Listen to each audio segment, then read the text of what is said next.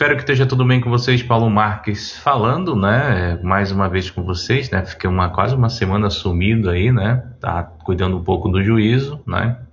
Infelizmente, nós estamos passando por momentos tão pesados no país que tem momentos que é bom você deixar de ler notícia, deixar de seguir jornal, deixar de observar algumas coisas, porque as pessoas estão falando muita besteira e ninguém está procurando saber da onde vêm as verdades, né? Então, para começar a treta do dia, vamos nós aqui, né? Poder, né? 360, um jornalzinho que a gente conhece aí, famoso, né? Quem vive de dividendo não paga imposto de renda, assim diz o presidente, né? A declaração foi para a Rádio da Bahia. Na realidade, quem recebe dividendos pagou imposto antes por meio da empresa, em geral, numa alíquota de 34%, né? Então, assim, senhores, vamos entender o que está acontecendo aqui no cenário nacional, né?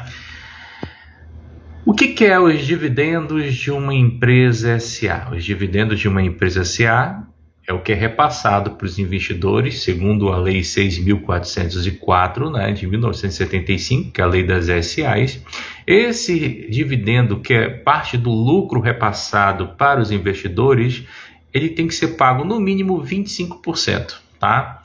25%, segundo a própria lei, né, no seu artigo, acho que é o 202, e nessa lei, né, ela fala que quem tem ações preferenciais tem que receber 10% a mais do que as ordinárias.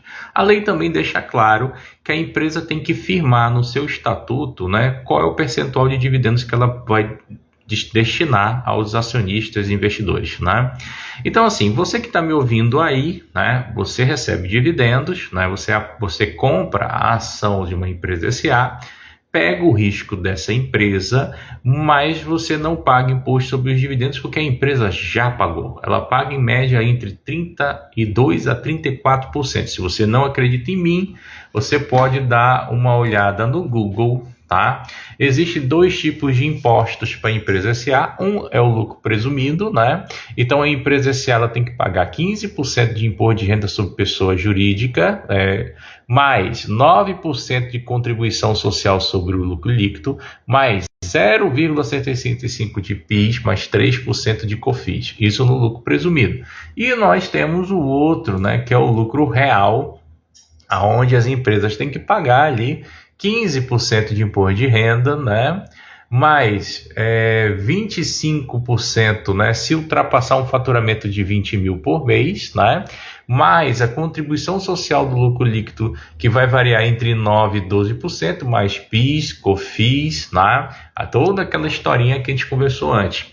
Fora isso, a empresa tem que pagar uma coisa chamada patronal, né, que é o INSS patronal. Então imagina, você tem lá uma empresa que ela paga 100 mil de folha, né, de salário, né, para os seus colaboradores. Dessa folha, ela recolhe a INSS, o FGTS, tira o imposto de renda da pessoa física do funcionário, que é descontado na fonte, que negócio todo. Em cima dessa folha, a empresa ainda tem que pagar mais 20%. Tá? Mais 20%. Ou seja, pessoa jurídica não se aposenta, mas ela tem que pagar os 20% para cobrir o rombo que foi deixado no INSS, tá? Então essa é uma situação. Então dizer que quem investe não paga impostos é mentira, porque a empresa paga 34% mais 20% de patronal, ponto, tá? O governo está tentando tributar mais impostos porque ele não tem de onde tirar dinheiro para suprir o rombo público que nós estamos tendo hoje. Se você quiser saber quanto está o rombo público do Brasil, basta lembrar que em 2023, janeiro de 2023, nós iniciamos com um superávit de 54 bilhões, né, do outro candidato, que as pessoas gostam de apelidar de inelegível, possuível, sei lá o que, capiroto, alguma coisa, e botaram outro capiroto no lugar. Mas aí o que acontece? A gente começou com superávit. O que é superávit, Paulo? Lucro. O país estava com lucro em 2023 de 54 bilhões de reais. Em 6 meses, o Brasil conseguiu colocar uma dívida de 80 bilhões, que a gente chama de déficit na economia. O Brasil gastou os 54 e ficou devendo mais, né? No final do ano, essa dívida chegou a 177 bilhões de reais e nós nem começamos ainda janeiro e já está em 200 e poucos bilhões, né? Só está aumentando, né? Essas dívidas que o governo está fazendo tem a ver principalmente com compra de votos, né, para conseguir, né, com a aprovação das suas emendas, né? Rachadinha, Caixa 2 e etc. Toda aquela esculhambação que a gente conhece desde que o mundo é mundo, né? Desde quando eu ouço, né? De gente, né? Corrupção no Brasil, né? Ninguém vai resolver esse problema, ninguém vai cuidar disso, a vida sempre vai ser assim, sempre vai ter isso e sempre vai continuar assim no Brasil. E nós que somos brasileiros vamos pagar a conta, né? Quando não se tem dinheiro para pagar a conta, o que o governo faz? Ele aumenta impostos. Então vocês estão vendo aí um aumento exagerado de vários impostos, compras online que não tinha, compras de não sei o que. Você vai hoje comprar uma blusa que você comprava ali na internet de R$30, a blusa está 150. Você comprava uma calça jeans ali de R$40, a calça está 200. Você comprava uma camisa social de 50, a camisa social está 250, né? Você comprava ali, né, carne na pandemia, né? Você comprava o quilo da alcatra R$22, o quilo agora é 40. Você comprava ali um pedaço de picanha de R$38, R$40, agora é 138, a mais barata, 300 a que você queira luxar. Você comprava ali bisteca, né? R$15, 7 pedaços, agora você tem que comprar quase 30 para levar 4, né? Então é assim a situação. Então o governo ele aumenta os impostos, quando ele aumenta os impostos, automaticamente o empresário tem que repassar para poder sobreviver. Se ele não repassa, ele tem que fechar e as empresas quebram, tá? E por isso que nós estamos vendo alguns cenários interessantes, né? O Ibovespa em queda, né?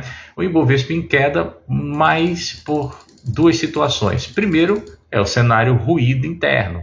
Eu já descrevi para vocês. Possibilidade de aumento de impostos novamente e principalmente aumento ou cobrança de dividendos, né? Então vai cobrar, estão querendo cobrar impostos sobre os dividendos das empresas, ou seja, a empresa já recolhe 34% e você, investidor, teria que pagar mais, né? Isso aí no direito a gente chama de bitributação, e bitributação seria uma manobra ilegal, tá? Mas aqui no Brasil tudo é possível, tá? Então vamos se acostumando com a ideia de um dia os dividendos serem tributados, tá? Aí vai surgir alguém aí no chat que vai dizer, mas no país tal já é. O problema é que a nossa norma tributária, ela não permite isso, tá? Antes que alguém me aperreie por aqui, tá? Quando a gente fala dos mercados, como é que nós estamos no mercado internacional? Com esses internacionais que a gente tem que observar. Primeiro, né, nós estamos vendo aí que depois de Davos, né, o Fórum Econômico Mundial, os principais bancos econômicos do mundo, né, o Fed, né, e o nosso Banco Central Europeu, decidiram frear, botar um pé no freio e não reduzir a taxa a partir agora desse mês, né?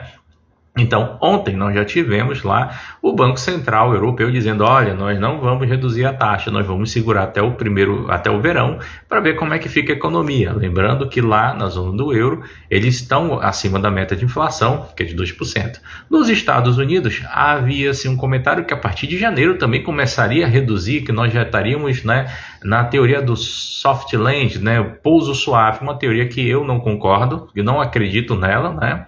Aonde, né, os Estados Unidos começaria a reduzir a taxa de juros. Os Estados Unidos vai reduzir a taxa de juros? Vai, mas agora, nesse momento, não. Ele vai segurar um pouquinho, até porque ele está acima da meta de inflação, está 3,9 lá, e a inflação deles, a meta é 2, né? Então, eles ainda vão segurar essa taxa de juros um pouco mais, e isso vai desanimando os mercados, né? Isso também gera um risco, porque à medida que a taxa de juros não se altera nesses países, a moeda deles se fortalece, que os investidores vão levando investimentos para lá, e ganhando na taxa e na variação cambial. Então tira dinheiro dos emergentes e bota lá. Outra situação que vocês têm que atentar como investimentos é que nós estamos tendo conflitos, né, no mundo, né? Nós estamos tendo aí a ameaça de uma guerra, né? Foi levantado um estudo aí pelos comandantes da Alemanha que é a possibilidade da OTAN, né, junto com os Estados Unidos, começaram uma intifada contra, né, uma intifada não seria essa palavra, uma guerra contra a Rússia. Só que do lado da Rússia nós temos China, nós temos Irã, nós temos a Síria, nós temos lá Jordânia, Cisjordânia, nós temos Palestina, nós temos lá Coreia do Norte e etc, né? Nessa confusão toda, a Coreia do Norte já está produzindo, né, mísseis, né, para a Rússia e mísseis lá para o pessoal do Hamas que está bombardeando Israel, né? Quando a gente tem essa situação de conflito, a gente tem um peso muito grande no mercado, porque os investidores ficam assustados, né? E outra, toda vez que a gente tem conflito, nós temos aumento de commodities, preços, né? Mas não foi o que aconteceu dessa vez. Por que as commodities não estão performando tanto, tá? Pelo menos tirando o combustível fora, né? Mas elas deveriam performar mais. O que ainda não performaram? Elas vão performar. Mas qual vai ser o motivo? O motivo é que lá no Mar Vermelho, lá no canal de Suez, nós estamos tendo ali, né, várias embarcações de várias bandeiras sendo atacadas, né, por terroristas, né, que estão sendo financiados pelo Irã. Estados Unidos já fez algumas retaliações junto com a Austrália, junto com o Reino Unido, mas a verdade é, frete global subiu e a gente está vendo a consequência disso em algumas coisas e logo chega aqui no Brasil. Tá? Então nós temos aqui no Brent a gasolina disparando $82 o barril, né? Nessa situação que a gente tem $82 o barril a gasolina disparando, né? Vamos lá dar uma analisada no gráfico, né? A gente tem um conflito de Israel começando mais ou menos em outubro, deixa eu ver aqui, mais ou menos aqui início de outubro, final de dezembro, né? Você olha que a gasolina está caindo, começando mais ou menos ali em $87, né?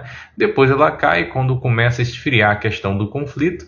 E olha, ela chegou num pico bem baixo ali em dezembro de $74, depois ela sobe para $82, né? Puxado pelo esse conflito que a gente está tendo no canal de Suez, que está encarecendo. Para piorar a situação, a Arábia Saudita vai reduzir, né, a quantidade de produção de barris de petróleo. Então, com isso também eleva, né, o preço do petróleo. Né? Os dois maiores consumidores de petróleo no mundo, em primeiro lugar é a China, que compra direto da Rússia, em segundo lugar é os Estados Unidos. Os Estados Unidos, para não ficar na mão e não ficar sambando, né, com toda essa confusão aí de alta de petróleo, o que os Estados Unidos está querendo fazer? Ele está começando a aumentar a sua capacidade de produção de petróleo em alto mar. Então, ele está começando a fazer várias plataformas. Então, é uma situação que logo pode ser que a gente não tenha um boom tão grande do petróleo. Aqui no Brasil, como é que está sendo segurado o preço, né, como é que o pessoal quer segurar? Né? Não está sendo segurado, estão querendo segurar, utilizando recursos do Tesouro Nacional, coisa que a gente já viu em governos anteriores e que foi conhecido como pedaladas fiscais. Se você não sabe, é bom dar uma olhada, porque isso endivida ainda mais o país anos à frente, tá? E aí, senhores, né? O termômetro do mercado, né, principal quando a gente está com uma situação muito pesada é o ouro, né? A gente olha para o Gold está aqui a $2.000 a negociação. Nós temos aqui o Gold aí, ó, subindo, ó, desde outubro de 2023, o Gold subindo e parou lá em $2.020, né? Lembrando que o patamar do Gold, deixa eu puxar aqui os últimos 5 anos, né? O patamar do Gold foi lá na pandemia, tá? Lá na pandemia, em agosto, né? O Gold registrou ali, ó, $2.033. Opa, o Gold já está 2020, já rompeu lá o histórico da pandemia. Então a gente tem que começar a tentar, né, que o Gold é o termômetro do mercado, principalmente quando os investidores de risco estão com medo, né? Quando a gente fala do minério de ferro, o Iron Ore, né, vou abrir o gráfico aqui, né, o minério de ferro também deu uma alta, né, ele deu uma esticada ali do dia 14 de agosto de 2023 até agora, né? Ele chegou a subir ali $144 e caiu aqui para 137,50, né? Um dos motivos que esticou muito, né, o minério de ferro é que a China começou a comprar minério de ferro e estocar lá nos seus portos, né, com uma tendência qual? A China iria cada vez mais aumentar, né, os incentivos para que o país crescesse. Então eles iam aumentar através da construção civil. Só que nós tivemos umas 2 notícias bem pesadas nesse ano, né? A China está com uma crise imobiliária muito grande, né? A China não está conseguindo performar o que ela prometeu, né? E com isso, né, os estoques chineses estão muito altos de minério de ferro, então já começaram a desligar algumas caldeiras para reduzir a produção de aço, né? E esse aço chinês sendo vendido mais barato no mercado está perturbando o juízo aqui das nossas siderúrgicas, entre elas, né, a Vale, Gerdau e outras, né? Saiu uma matéria interessante aqui, né? Até foi anunciado pelo Bradesco, olha só, né? A Metal Leve, né, e a Fras-le, né, vão perder margem, né? E a culpa é da China, diz o Bradesco, né? Os fabricantes brasileiros de autopeças devem sofrer com a pressão das margens de lucro nos próximos trimestres, e a culpa é da China, num relatório publicado hoje pelo Bradesco BBI, Banco de Investimento lá do Bradesco, que disse que as empresas brasileiras, né, conseguiram ganhar participação de mercado das chinesas e expandir suas margens durante a pandemia. Agora esse período parece ter acabado, né? Além das empresas siderúrgicas, nós vamos ter as empresas, né, de autopeças. Então, todas elas afetadas pela China, que a China ela quer produzir tudo que o mundo consome e não quer deixar ninguém no mercado ganhar. Então, nós estamos tendo uma guerra interna política, tá? E isso tem pesado cada vez mais, né? E aí também uma guerra internacional, né, na questão comercial, tá? Então, nós temos essa situação. Apesar, né, de tudo, né, o Brasil ainda está performando bem porque os investidores estão tirando dinheiro da China e procurando países emergentes como a Índia, Brasil e México. Então, por isso que nossa bolsa ainda está subindo. Mas lembre-se, nós temos aí 70% de investidores estrangeiros comprados na bolsa e 70% de investidores domésticos vendidos, principalmente os investidores, né, que a gente conhece como os investidores institucionais, né? Vou até procurar aqui o dado para apresentar aos senhores, tá? Vamos dar uma olhada como é que está essa turma hoje. Deixa eu dar uma olhada aqui. Deixa eu ver se eu consigo puxar a informação, que eu tinha até salvo aqui, mas eu acho que eu não consegui não. Depois eu faço um outro vídeo e trago, amanhã eu trago essa informação para vocês, mas está 70% investidor estrangeiro comprado em bolsa, né, e 70% investidor institucional, que são os bancos, corretoras e os fundos de investimento vendido, principalmente os fundos de investimentos vendidos em bolsas fazendo short, tá? Ou seja, acreditando numa queda da bolsa de valores, tá? A bolsa de valores nossa, né, o índice futuro, só para vocês terem uma ideia, ele chegou a bater aí 133 mil pontos, hoje ele está 129,190, se recuperando, tá?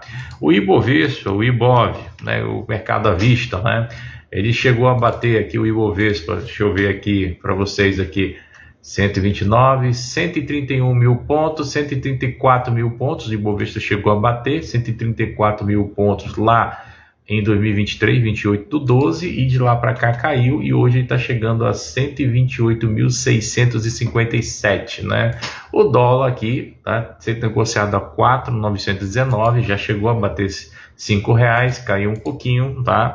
Mas essa é a vertente do Brasil hoje, né? Ficar assustando a gente com alta de dólar, né? E queda de bolsa, tá? Quem não acompanhou o início do vídeo, dá uma olhada lá quando eu falei de dividendos, vale a pena você acompanhar isso com cuidado, tá? Mas tem uma empresa que eu quero chamar a atenção para vocês, essa empresa é a Vale do Rio Doce, né?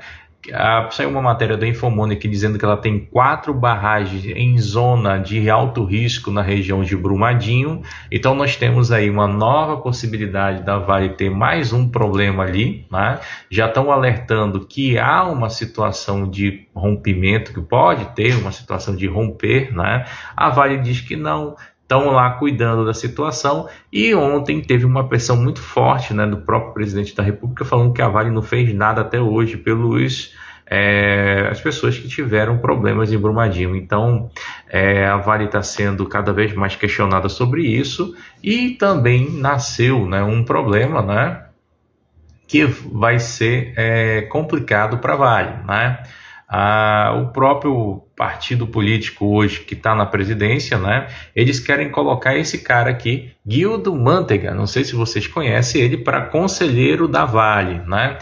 A gente já viu essa cena no passado, né, essa tentativa de forçar, né, uma certa como é que a gente fala? Uma certa politicagem dentro das empresas, né? E isso não vem bem. Novamente, quando vem isso, a empresa ela tende a cair. E aí foi o que a gente tem visto com a Vale. Se eu pegar aqui a Vale, né, o gráfico para vocês analisarem, desde quando saiu essas informações que a Vale, né, poderia ter o Guido Mantega como, né, do conselheiro, a Vale despencou. Então está aqui com o gráfico da Vale, a Vale bateu ali 78,20, saiu a notícia de Guido Mantega ia lá para o conselho, ó, que ladeira abaixo, 14%, tá? Então essa é a tendência. Se a Vale vai voltar, se as pessoas vão se acostumar com a ideia do Guido Mantega, só o futuro dirá. Nós que trabalhamos no mercado financeiro, a gente trabalha com hipóteses, a gente não tem como ter certeza do que vai acontecer no futuro, é probabilidade estatística, né? O Ednardo Gabriel aqui falou, observar e segurar as finanças. É isso mesmo, Ednardo. Hoje, você que está me ouvindo aí, o melhor conselho que eu dou, na realidade não sou eu que estou dando, tá? É o senhor Ednardo Gabriel. Ele está dando aí um conselho muito importante que poucas pessoas validam esse conselho. Nós brasileiros temos que aprender a gastar pouco e a guardar mais recursos, porque dias difíceis virão, tá? Ah, não, tá falando de política? Não, tô falando de mundo. O mundo todo está com uma forte recessão. Nós temos hoje mais de 40 países em conflitos. Commodities estão sendo atingidas por essa situação. Eu apresento todos os dias para vocês aqui, praticamente, como é que estão as questões das commodities. A gente está vendo elas subirem e isso afeta diretamente nós, meros mortais, quando vamos lá no supermercado comprar carne, fazer o rancho de casa, comprar roupa, pagar colégio de filho, fazer matrícula, aquele negócio. Então tudo volta pra gente, né? Desde uma caneta que você compra até o prato de comida que você coloca na sua mesa, tudo é política e investimentos, né? As pessoas não querem entender de política, não querem entender de investimento, e já dizia Maquiavel, né? Aqueles que não gostam de política vão ser governados pelos que amam política. Ah, isso não é meu. Maquiavel, século 16, se eu não me engano, tá? Maquiavel, que era o principal conselheiro de Luís XIV, né? Aquele rei da França que dizia assim, olha, o Estado sou eu e dane-se o povo, é esse aí, tá? Então, olha só, uma outra situação que vocês têm que observar, né? Uma matéria também que saiu interessante aqui no Invest, né, sobre as commodities. As commodities instigam a alta do Ibovespa, mas com ruídos internos políticos, tá? Não é nessa matéria do Invest, que ela é de hoje, aqui ó, 25/1, não, foi de ontem, 25/1, ela fala muito bem sobre os ruídos que estão tendo sobre a Vale, tá aqui ó. Segundo Lima, a valorização do Ibovespa tem movimentado pontual, e ela fala aqui, ó, ruídos políticos nas empresas, né, ficam refém disso. Então nós temos a Vale, tá, com ruídos, e a Petrobras, ou seja, cada vez mais nós vamos ter aí o governo tentando interferências nessas empresas. Esse cenário a gente já viu lá em 2012, 2013, 2014, né? Eu já falei várias vezes para os nossos investidores aqui, né? Para eles aprenderem a gostar um pouquinho mais de risco, né? Trabalharem com a questão de put, né? Mas para longo prazo, nada para curto prazo, que nada de curto prazo é interessante, você tem que investir para longo, tá? Para aproveitar uma seguinte situação, tá? Eu vou mostrar aqui o Ibovespa, deixa eu ver se eu consigo pegar o Ibovespa aqui, bem longo, né? Para mostrar um negócio para vocês, tá? Esse aqui é o meu gráfico do Ibovespa, tá? Paulo, que alta é essa aqui? Que aonde ela começou aqui? Essa alta, senhores, do Ibovespa, deixa eu botar aqui a minha seta. Tá? Ela começou no dia 19/12/2002. Isso aqui foi o boom que teve lá no governo do Lula, primeiro e segundo mandato, e a bolsa subiu até 2008. O que é isso aqui que vocês estão vendo aqui? Foi a crise do subprivate. Lembra aquela crise do subprivate lá, que teve lá a quebra das bolsas americanas, dos grandes bancos americanos, aquela situação que teve lá com o crédito imobiliário? E isso pode acontecer de novo com a China. Fiquem alerta. Tá? Depois disso nós tivemos uma recuperação, foi uma recuperação em V, demorou um pouquinho, tá? Isso foi em 2008, a recuperação veio só em 2009, ó, 23/11/2009, e depois disso, o que é toda essa queda que você está vendo aqui na Bolsa, fuga de capitais aqui na Bolsa Brasileira? Governo Dilma, tá? Recessão, uso indevido do dinheiro público, aquelas coisas que a gente já sabe, né? E aquelas famosas pedaladas fiscais utilizando o Tesouro Direto. Bolsa caiu, né? A bolsa chegou a 37 mil pontos. Aqui, 37 mil pontos, tá? O que é essa alta aqui? Foi a saída da Dilma, entrada do Temer, né? E mais ou menos aqui, saída da Dilma, entrada do Temer, e depois Bolsonaro lá em cima, né? Depois disso, o que foi esse V aqui? Pandemia 2020, recuperação da pandemia em V. Depois disso, nós tivemos uma alta da Bolsa, né? A Bolsa, ela subiu por euforia, tá? E nós estamos vendo agora, né, a Bolsa realizando uma pequena devolução, tá? O que acontece? Como eu falei para vocês, se vocês consultarem os relatórios do Ibovespa, do Ibovespa não, assim, da própria Bolsa de Valores, da B3, tem um relatório lá sobre a posição dos investidores. Vocês vão ver que o Brasil está subindo com euforia. Os investidores internacionais, vindo através de grandes corretoras como JP Morgan, Citibank e BlackRock, etc., estão comprados em Brasil porque estão fugindo da China. Porque a China ela não tem um esquema de governança corporativa muito legal. O que é governança corporativa, Paulo? Governança corporativa é os dados em que as empresas são obrigadas a prestar, né, aos investidores de forma clara, né, precisa, e tem que ser divulgado, tá, para que todo o mercado saiba. Então esse negócio de governança corporativa não funciona muito bem lá na China. Aqui no Brasil, nos países do Ocidente, tem que funcionar de forma clara. Então o que acontece? Com medo dessa governança, com medo de uma possível crise interna na China no setor imobiliário. Esse ano nós já tivemos a quebra do Shadow Bank e anos anteriores nós já tivemos problemas lá com a Evergrande e outras empresas do setor imobiliário. Os investidores estão saindo da China e procurando o quê, Paulo? Índia, México e Brasil. Então, por isso que a Bolsa Brasileira subiu. Não foi nada milagroso que aconteceu aqui. Os investidores, não. Vieram para cá fugindo da China. Esse é o ponto. Só que o Brasil, como sempre, ele não aproveita as janelas de oportunidade. O Brasil teve uma janela muito grande para aproveitar em 2008, não aproveitou. Teve uma janela muito grande de oportunidade para aproveitar na época da pandemia, também não aproveitou, né? Da gente ser celeiro de indústria, não aproveitou. E nós estamos tendo novamente uma grande janela, né, para aproveitar para questões industriais, mas nós não vamos aproveitar de novo, e eu tenho certeza disso. E aí o que vai acontecer? Tudo que sobe um dia cai. A bolsa vai cair agora, Paulo? Não sei, mas provavelmente ela vai, à medida que a gente continuar vendo alto gasto público e um PIB não vindo com tanta impacto para o mercado, né? Então, se a gente tivesse um alto gasto público e parte desse dinheiro fosse revertido a investimentos para elevar o PIB, beleza, tudo tranquilo, tudo 100%, o Brasil seria um polo de investimento interessante, mas eu não vejo isso. É por isso que eu não acredito na teoria pouso suave, soft landing para o Brasil. Pode até funcionar nos Estados Unidos, pode até funcionar na Europa, mas aqui eu não acredito, porque aqui o nosso governo que nós temos atual, ele é igual o brasileiro não poupa, ele gosta de gastar, e é isso que a gente vê em quase 100% das famílias brasileiras, não é? Ninguém guarda, todo mundo gasta, então é uma situação. Então é o cuidado que a gente tem apresentado para os investidores, quem tem acompanhado meus vídeos. Você que está me ouvindo aí, o que seria interessante? Paulo, eu quero me proteger de qualquer situação adversa, tá? Então vamos lá. Vamos começar lá do conservador. Pessoa física, conservador, investidor em empresa. O cara que é conservador, em modo geral, interessa se ele é PJ ou pessoa jurídica. O que eu teria que fazer? Você continuaria investindo no seu CDBzinho normal, né? Porque não tem muito o que fazer na tua vida, tá?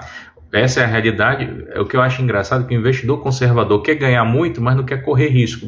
E quando está numa situação em que a bolsa não performance, nem a renda fixa performance direito, tu vai ficar no mesmo lugar, parado, CDB e poupança, não tem outra saída para você. Pronto. O que você tem que fazer para melhorar ainda o seu rendimento, para você não ter tanta perda? Procurar investimentos que não pagam imposto de renda. Ponto. Se você quiser, né, dentro desses aspectos de conservador, né, com proteção do Fundo Garantidor de Crédito até 250 mil por CPF instituição, você investiria em alguma coisa que tem inflação no meio. A exemplo, CDB que tem inflação, ou o próprio Tesouro Direto com inflação, juros semestrais, né? Essa seria uma ideia, né? Não recomendaria pré-fixado. Por que eu não recomendaria pré-fixado? Primeiro, porque você vai estar limitando o seu ganho, e se obedecerem às questões econômicas, o que vai acontecer? A taxa de juros ela vai cair. O Banco Central, através do Boletim Focus, está divulgando que a taxa de juros ela vai cair para 9% esse ano, né? Mas a inflação, ela, pelo menos o último dado que saiu hoje do IPCA 15, a inflação caiu 0,31, que foi menor do que a inflação de dezembro, tá? Teve uma leve queda, tá? Não dá para dizer que é uma recessão, mas teve uma leve queda. Mas tudo indica que a inflação, com o período, ela vai subindo, principalmente porque se eu aumento os impostos, os preços dos produtos que a gente utiliza também aumentam. Então, os produtos como utilizados para habitação, moradia, vestuário, transporte e etc., vão tudo aumentar. Então, a gente vai ter uma leve alta de inflação para o ano que vem. Isso já é matéria da revista Investimentos, acho que é da Exame Investimentos, né? Ela tem um gráfico lá, você pode procurar no Google, que ela faz a projeção. Eu até botei esse gráfico aqui no Instagram já faz um tempo. Ela faz uma projeção, né, de queda da taxa de juros e um aumento da taxa de juros a partir de 2025, porque é uma tendência da inflação voltar a subir. Então, se você tiver prefixado e a taxa de juros voltar a subir, você não vai ganhar a alta da taxa de juros. Então, você que é conservador, que está pré, qual é a minha dica para você?